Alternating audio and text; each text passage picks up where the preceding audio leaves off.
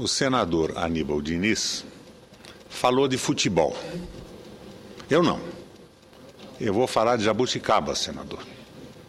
Hoje eu pretendo falar de jabuticaba. Essa mirtácea nativa da Mata Atlântica brasileira. Por quê? Porque o golpe de Estado no Paraguai, a deposição do presidente Lugo, não pode ser diminuído com eufemismos. Isto, senador Aníbal Diniz, me fez lembrar as jabuticabas. Como se sabe, algumas coisas só dão no Brasil. Diploma para jornalista, só no Brasil. Justiça eleitoral, só no Brasil. E a mirtácea nativa da Mata Atlântica brasileira, a jabuticaba, só no Brasil. Daí que o jornalista Luiz Nassif passou a denominar de liberalismo de jabuticaba o curioso liberalismo professado por nossas elites e propagado pela nossa gloriosa e impávida mídia, notadamente pelas organizações Globo. Mas não só a Globo. A Folha e o Estadão são também useiros e vezeiros de se transformar em porta-vozes deste jabuticabismo, senador Antônio Russo. Com o golpe no Paraguai, esse liberalismo tão nosso, tão peculiar, mais uma vez se manifestou com todo o esplendor de sua pobreza. Já que, segundo Marx, a história não se repete, a farsa do dia 25 de junho de 2012 em Assunção, em sua essência, pouco difere da farsa do dia 1º de abril de 64, produzida exatamente aqui neste plenário. Desta cadeira de presidente, declarou-se vaga a presidência da República e empossou-se aquele que seria o sucessor legal do presidente declarado impedido. Enfim, tudo dentro da mais estrita legalidade, obedecido todos os ritos constitucionais, como no dia 25 de junho, em Assunção. Lá e cá, tínhamos um presidente populista, como dizem e como diziam os nossos pundonorosos liberais. Classificar um governante de populista é, desde sempre, o argumento de quem não tem votos, como observou Samuel Pinheiro Guimarães, tão acostumado aos golpes nesse triste trópico. E quem não tem votos está vigilante, eternamente vigilante para as oportunidades que se oferecem. Lá e cá, dizem os nossos udenistas, os presidentes desafiaram as Forças Armadas. Lugo, permitindo uma manifestação popular em um quartel. Goulart, participando de ato político de soldados, cabos e sargentos. Lá e cá, os presidentes estimularam a agitação no campo. Lugo com os sem-terra guaranis, os carpeiros. Goulart com as ligas camponesas de Francisco Julião. Lá e cá, os presidentes imaginaram um revolucionário programa de industrialização nacional. Lugo usando a energia de Itaipu. Goulart construindo um conjunto de hidrelétricas. Lugo contando com o apoio de uns poucos empresários nacionais. Goulart com apoio de empresários com o descortínio de um Armando Monteiro, de um José Hermílio de Moraes, de um Mário Wallace Simonsen, de um Celso Rocha, de um Baby Bocaiúva, de um Rubem Paiva, Horácio Coimbra, Walter Moreira Salles e Samuel Weiner. Brasileiros destemidos que não se deixaram impressionar pelo discurso rastaquera, medíocre, do anticomunismo, dos pregadores de sempre da lei e da ordem, dos crocitadores do ódio, do entreguismo e do atraso. Lá e cá, a imprensa transformou-se em partido político, liderando o golpe. No Paraguai, o ABC Color e Quitais. No Brasil, o Globo, o Estadão, o Jornal do Brasil, o Correio da Manhã e seus abomináveis editoriais que gritavam: basta! Fora! Conclamando os militares à deposição do presidente João Goulart. Lá e cá, a bem postada burguesia e seus porta-vozes midiáticos empinavam o nariz para a incompetência dos presidentes. No caso brasileiro, essa difamação grudou de tal forma que até hoje Jango é visto com reservas, não apenas à direita, como seria natural, mas também à esquerda. Esse paralelismo, essas semelhanças, não são acaso. Os mesmos elementos, as mesmas induções vamos encontrar nos golpes do Chile, da Argentina, do Uruguai, da Bolívia, do Peru e, mais recentemente, na Venezuela e em Honduras. A crônica desses golpes é monotonamente a mesma. Os nossos liberais jabuticaba de hoje são descendentes diretos dos liberais do Império, dos liberais da República Velha, dos liberais de 32, dos liberais da República do Galeão, de Aragarças, de Jacareacanga, do golpe de 64. Uma das figuras emblemáticas do nosso liberalismo, por exemplo, é Joaquim Nabuco, especialmente o Nabuco de O Abolicionismo. Pois bem, seu liberalismo, sua dedicação à causa da extinção da escravatura, não impede de fazer uma dura reprimenda a José Veríssimo, quando este, em artigo publicado logo depois da morte de Machado de Assis, refere-se ao nosso maior escritor como mestiço, mulato.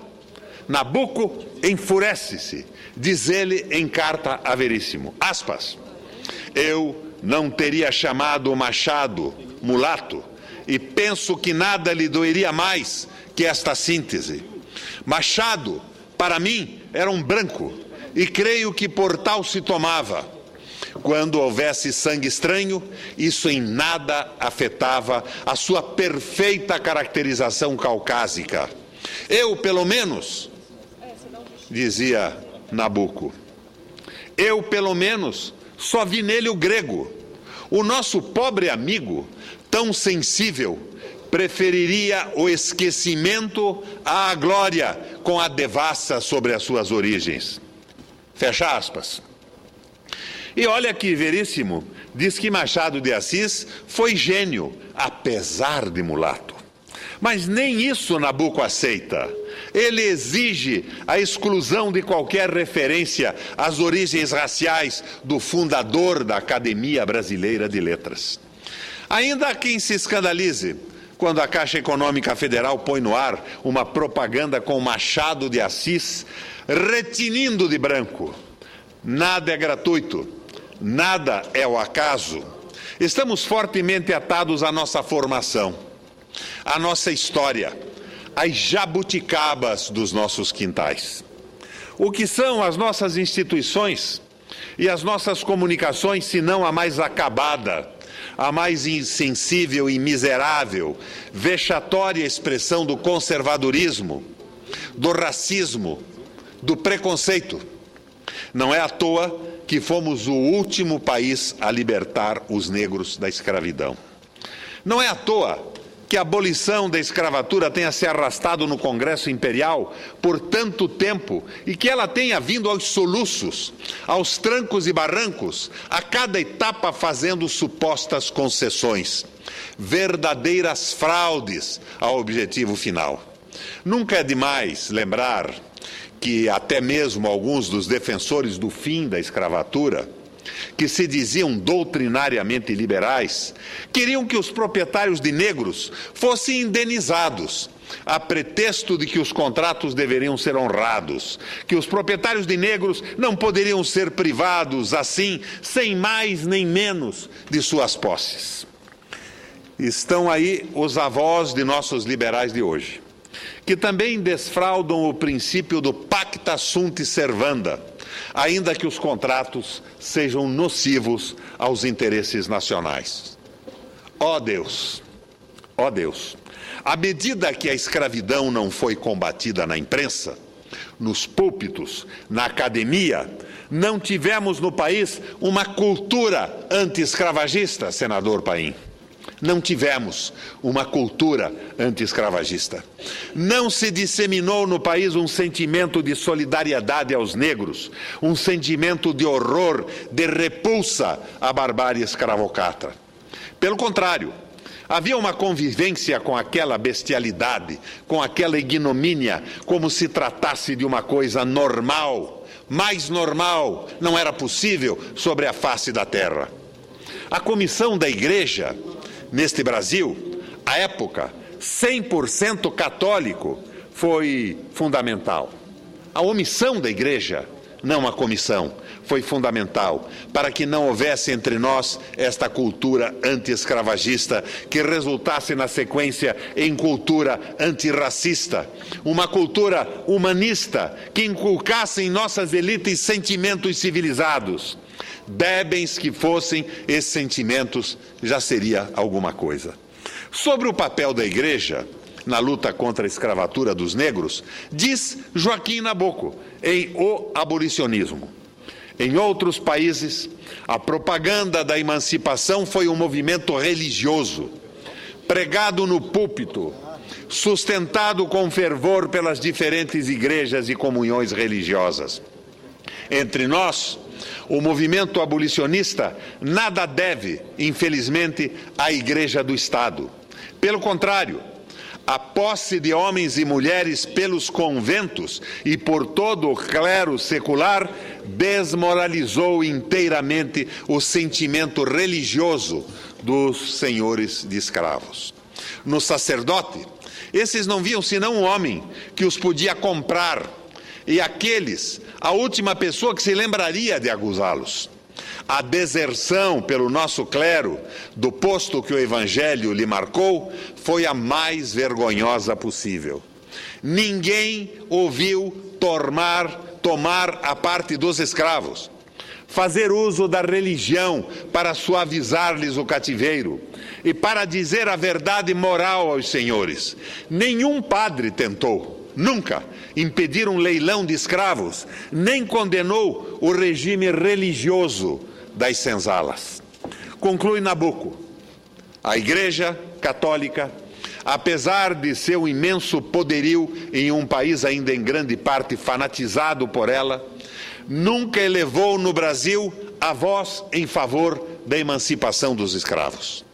Com essa omissão da Igreja, Nabuco antevê uma dificílima tarefa pós-libertação dos escravos. Dizia ele: essa obra de reparação, vergonha ou arrependimento, como a queiram chamar, da emancipação dos atuais escravos e seus filhos, é apenas a tarefa imediata do abolicionismo.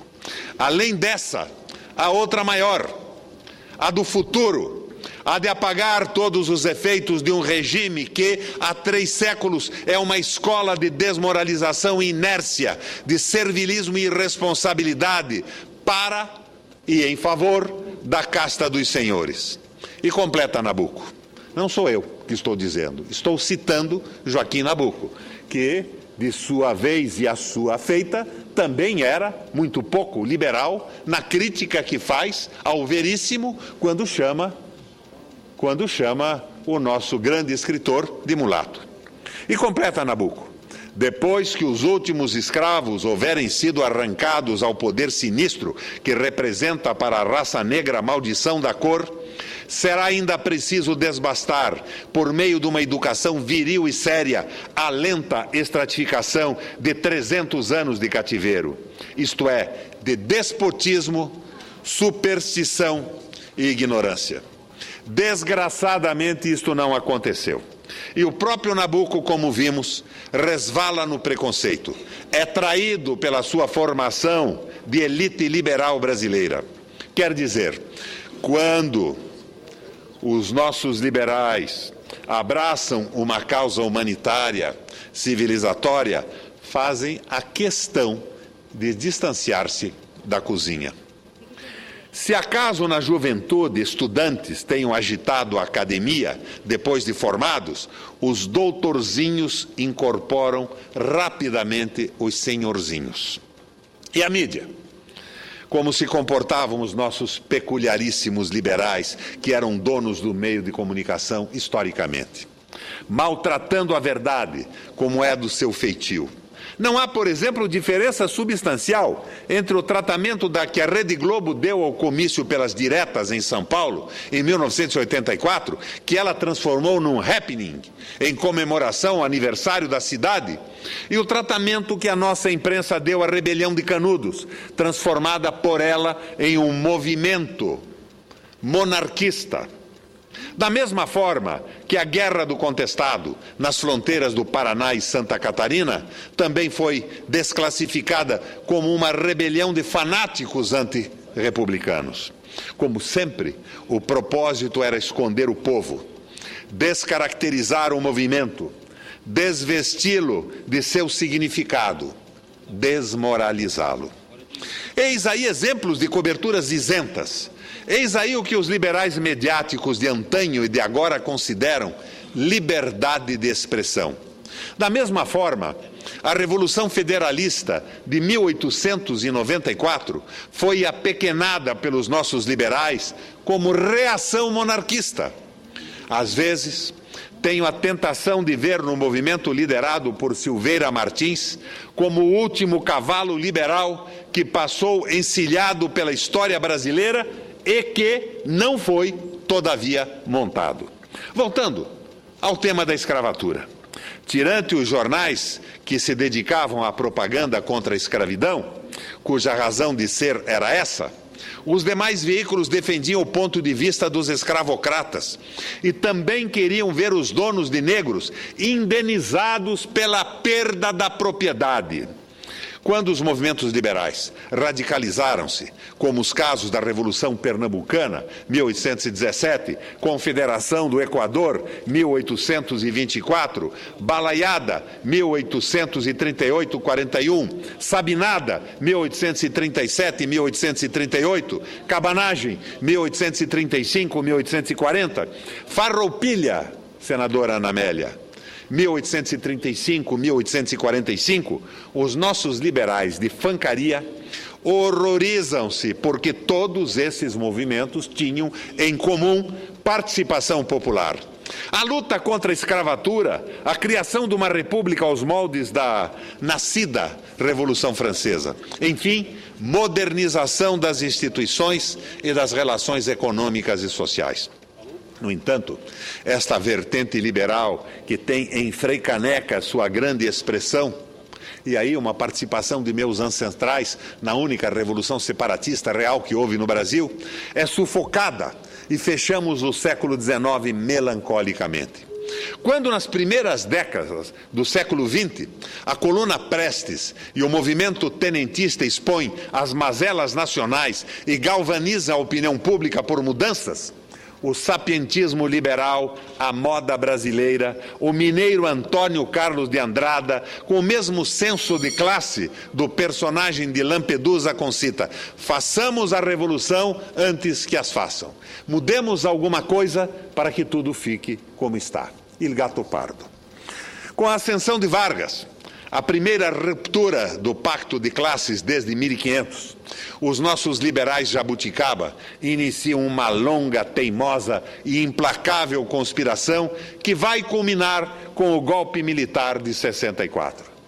Com que constrangimento, com que vergonha, embaraço e desconforto moral, vimos o proeminente quinteto da banda de música, mais o crocitante jornalista, aderirem à deposição do presidente, à cassação de mandatos eletivos, à cassação de ministros do Supremo, a prisões em massa, ao fechamento de sindicatos, ao empastelamento de jornais, enfim, à censura. E, na sequência, à tortura, aos assassinatos de opositores políticos. E, ainda hoje, temos sobre a mesa um projeto aprovado na Comissão de Educação para retirar o nome de Filinto Miller de uma das nossas galerias. Não sei como tramita, não sei que resposta terá.